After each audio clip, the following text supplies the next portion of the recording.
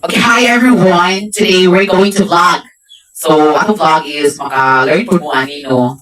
Maka-learn po mo because it's part of your life. Cheers. Okay. Ato vlog ron is translate siya. Tagalog to English. So, paano ko niya og Tagalog and then I will translate. And I will try my best to answer this. Okay? Okay. First, Nawala na ako ng gana sa'yo.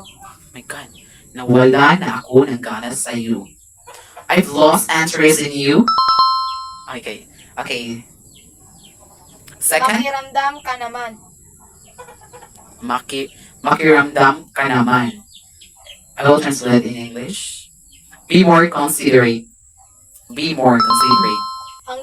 Hanggang kailan ka maging ganyan? Oh my God, hanggang kailan ka maging ganyan? Until when will you be like that? Okay. Alright? My God. Susuko na talaga ako. I'm really going to give up. Mag-isa lang ako dito.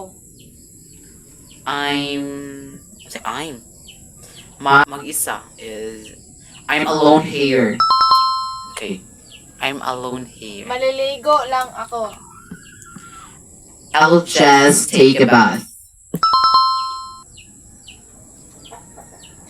Bahala ka.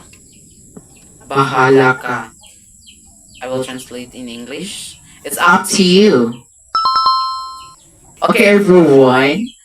Naka-learn mo, comment lang mo dira kay himo pa pud mi og laing mga vlog o mga ingon nato para maka-learn pud mo. So, tanawa lang yun ninyo, then paminaw. Saba kayo ang manok. Maong paminaw sa, then kuan. Paminaw para makabalo ka unsay mga kuan. Unsay translate para sa'yo na mo if you will apply a job or like kana mga kuan gani. So, importante dyan na siya nga magkakuan taog like mga English because some of a job